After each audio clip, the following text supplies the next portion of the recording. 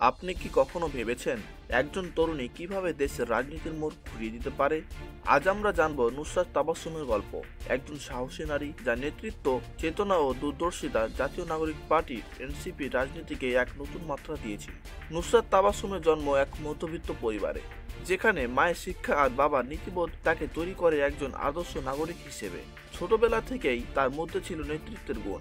স্কুলে বিতর্ক, রচনা প্রতিযোগিতা ও সাংস্কৃতিক কর্মকাণ্ডে নিয়মিত অংশগ্রহণ করতেন। তিনি বিশ্বাস করতেন বক্তব্য নয়, ব্যক্তিত্ব দিয়েই সমাজে পরিবর্তন আনা সম্ভব।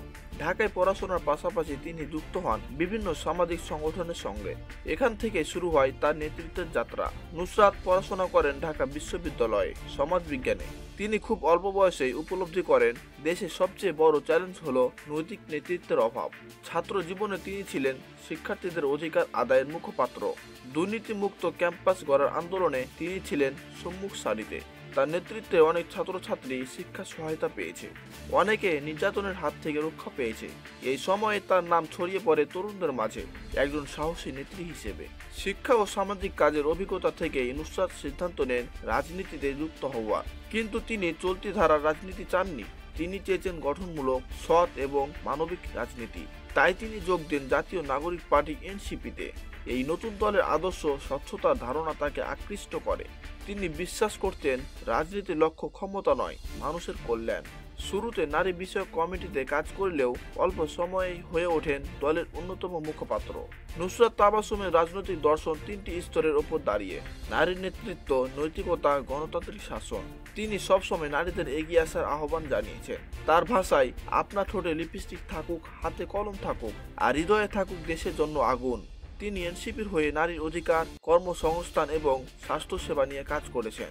গ্রামে গিয়ে তিনি নারীদের সঙ্গে কথা বলেন, তাদের পাশে দাঁড়ান এবং সরকারকে বাধ্য করেন বাস্তবসম্মত পরিকল্পনা নিতে। নেতৃত্বের পথে সহজ কিছু ছিল না। নুসরাতকে লড়তে হয়েছে রাজনৈতিক প্রতিপক্ষ, সামাজিক কুসংস্কার, এমনকি নিজের পরিবারকেও বোঝাতে হয়েছে। কিন্তু কোনো কিছুই তাকে দমাতে পারেনি। তিনি বলতেন, যে সমাজ নারীকে ভয় পায় সে সমাজ কোনোদিনই স্বাধীন হতে পারে না। তাকে হুমকি দেওয়া হয়েছে, সোশ্যাল মিডিয়াতে আমাদেরকে শান্তিবাদী হেজাব করে গালি শোনায়, সামাজিকভাবে হেয় করা হয়েছে, কিন্তু তিনি সব প্রতিকূলতাকে পরিণত করেছেন শক্তিতে। তার ভরসা ছিল মানুষ, মানুষের ভালোবাসা আর নিজের আন্তরিকতা। নুসরাত তাবাসসুম চান এমন একটি বাংলাদেশ যেখানে শিক্ষা থাকবে সবার জন্য, নারীরা ভয় নয়, গর্ব নিয়ে পথ চলবে, তরুণরা রাজনীতিতে সক্রিয় হবে নৈতিকতা নিয়ে। তিনি কাজ করছেন নারী নেতৃত্ব কর্মসূচি নামক একটি প্ল্যাটফর্ম নিয়ে, যেখানে ভবিষ্যতের 1000 নারী নেত্রী তৈরি করা হবে। তার স্বপ্ন এনসিপিকে মানুষের হৃদয়ের দল বানানো, যেখানে রাজনীতি হবে আস্থা আর পরিবর্তনের মাধ্যম। নুসরাত তাবাসসুম শুধু একটি নাম নয়, তিনি একটি আন্দোলনের প্রতীক, একজন নারী যিনি ন্যায়, নেতৃত্ব আর মানবতার বার্তা নিয়ে এগিয়ে চলেছেন। আপনি যদি বিশ্বাস করেন রাজনীতি বদলাতে পারে, তাহলে ভিডিওটি শেয়ার করুন, কমেন্ট করুন এবং সাবস্ক্রাইব করুন আমাদের চ্যানেল।